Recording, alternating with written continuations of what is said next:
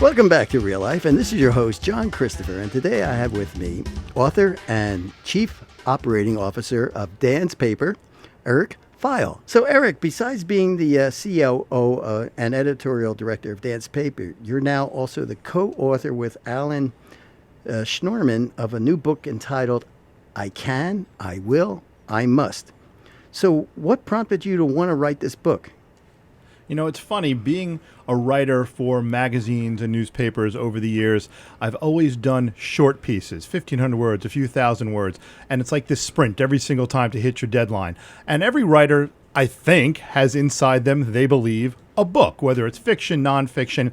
And I had met Alan at a party for Behind the Hedges, our real estate magazine. This was back at the end of 2014. And he and I started chatting, and he had this incredible story. And it's funny, when we first met, I couldn't figure out how a guy who told me he had only been a broker for 2 years at that point knew so much about real estate. I mean, this guy knew everything.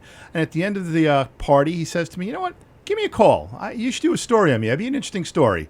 And you know, out here, everybody in the Hamptons thinks they have an interesting story. And, you know, some of them are, but most of them are not, at least beyond themselves. And I said, you know what? I'm charmed by you, Alan. Let's have lunch. So we had lunch, and then he told me his story. And I wrote an article for Behind the Hedges, and he loved it, and I loved writing it. And he said, you know, I have a lot more. Why don't we do a book? And I said, you know what? If it's with you, I am in. And that was the start of the journey. You know, the book, though it's real estate oriented, you know, I found it to be almost like a self-help book.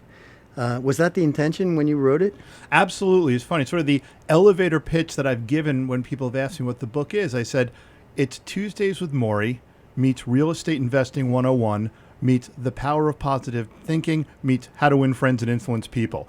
And that really encapsulates everything that Alan is all about. He has great real estate advice, whether as a developer or as a broker in Aspen, in the Hamptons, in New York. He has done it all, and he knows that intimately. And he wants to teach people. He loves to teach because he loves learning. But the part about him that's inspiring is his story also outside real estate, whether it's how he grew up or how he started Lawline television show that became the longest running show. It was on PBS for 30 years. He'd never done a TV show before. How he'd hurt his back, and then he climbed Everest and, you know, up to base camp at the least. Not all the way to the top, but there's, you know, life is, you know, long. You can still go. How he ran marathons when he had never done it before. So all these facets of his life, people can apply to no matter what they're doing. So yeah, if you want to invest in real estate, there's great advice in here. But whether you are a writer and you want to write a book, Alan's words inspired me. I would say to myself every single day when I had to write, I can, I will, I must. Because I had to write this late at night on weekends. Sometimes it's very tiring. Because you're very busy. Your schedule is... Exactly right. I mean, Dan's Paper, it's a full-time job. So to be able to do this was a great labor of love. But you had to have this motivation that comes from working with and knowing Alan and reading the book. Right. So having written the book, has it made you think about investing in real estate? It has. You know, it's very, very funny. Sometimes I'd be sitting there late at night, and whether I'd be transcribing. So the Tuesdays with Maury part came, I talked to Alan every Thursday. No matter what, rain, shine, time of year, we would talk, I would transcribe the interviews, and then try to figure out over the years how to piece it together to make a story. So I'd be working late at night often, and I would take a little break.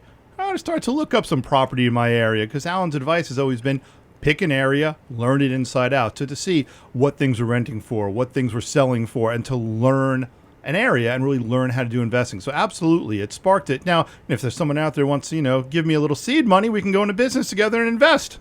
That's yeah, right. That's the next thing, right? You know, we've had conversations before about our parents, and do you see a lot of your dad in Alan? You know, it's funny. The book, one of the people I did mention the acknowledgments is my father, who was the single hardest working person I have ever seen. I mean, the man was sick, I recall, one day in his life, and he worked Saturday, Sunday, Monday, probably 9 days a week if he could squeeze it in. But he was always a very positive guy. Nothing ever got him down. And, you know, growing up, you don't realize the financial challenges your parents may have or the relationship challenges. You know, everything's not always sunshine and lollipops. But he was always telling us things are good. You know what? You can do this. You can do that.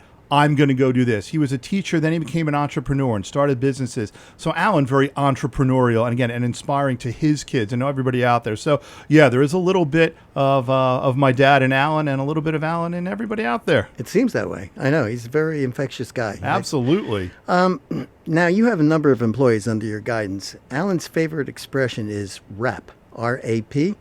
Can you elaborate on that expression of his? Absolutely. So it's repetition, and then you want to acknowledge them, and you want to praise them. And this you want to do publicly and privately. Everybody in a job, you assume, is doing the best they can at every moment. Everything they do does not come out perfectly. So whether it's somebody on our team, somebody doing a story as a writer, a designer doing something creative, somebody on the ad sales team, and there will be moments where, yes, you need to discuss and help them because they have challenges that they're trying to meet, but you always want to publicly, in front of their peers and in front of their clients, where it is, praise them when they do something, recognize the effort, recognize when they've done something good, and acknowledge it to the world, saying, hey, this is something that John or Jane has done well, and let's give them a round of applause. And it's not necessarily monetary. I mean, Al and I have had this talk. Monetary rewards and recognition are very important. That's why people work and they have jobs. But the praise that comes from it and having people being recognized publicly is very, very important. So I will try to do that all the time. It's something that I've tried to do with my daughter, try to do it with your friends. You always want to give people public and private praise and let them know you appreciate them. Absolutely. I agree with that. I know he says teamwork makes the dream work. Do you apply that philosophy? Absolutely. Nobody can do anything alone. It simply doesn't work. So you have to have a team, and a team has leaders and a team has other players, but everybody plays an important role. And recognizing that role and recognizing the role that others play and how it all comes together is incredibly important. And again, not just in publishing, not just in real estate, but in any walk of life. Teamwork really, really matters. And people who don't recognize that find themselves sometimes out in the cold and not succeeding as much as they would if they don't embrace the team idea. Exactly. Now, Dan's Paper is celebrating 60 years in business. What are some events that Dan's is involved in? So Dan's 60 Summers this year. We have a number of food and wine events. On the 19th of July, we have Grill Hampton down in Bridgehampton at Fairview Farm. Saturday, the 20th, is Dan's Taste of Two Forks, our 9th annual. Friday, August 2nd, is the 60 Summers Gala and Dan Retiner's 80th birthday party. Oh, my goodness. And that's going to be out at the new Star Island Gurney's Montauk Yacht Club, because Dan's Papers was found. I bet you that's going to be a blast. It will be a blast right there, sort of with the guys of the lighthouse out there. And the Montauk Pioneer was how Dan's Papers started. That was the first one. And then the next night, the 3rd of August, is Montaco, and that wraps up our summer food and wine event. So it's a big celebration for everybody and a big celebration at the East End. That's amazing. That's fantastic. Now, how can somebody get this book that you've written with Alan? I Can, I Will, I Must. So the book, I Can, I Will, I Must, you can go to icanIwillimust.com. You can buy it on Amazon. And out here on the East End, it is available at Bookhampton in East Hampton, at Canio's Books in Sag Harbor, at the new Sag Harbor Books, and in Southampton at Southampton Books. So locally and universally. Fantastic. Eric Feil, it's been a delight having you on the program. This is John Christopher for Real Life on Peconic Public Broadcasting, 88.3, right here in Southampton, New York. By the way, if you're interested in hearing this program again or previous ones, you can go to peconicpublicbroadcasting.org and subscribe to the podcast. Until next time, looking forward to seeing you soon, and have a safe journey.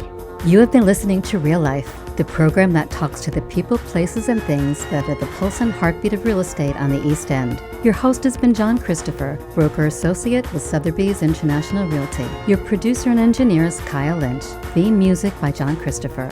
Questions and comments can be emailed to john.christopher@sotheby'shomes.com. Real Life is also brought to you in part by Leap Compliance, HR's one-stop solution for sexual harassment prevention training and policies.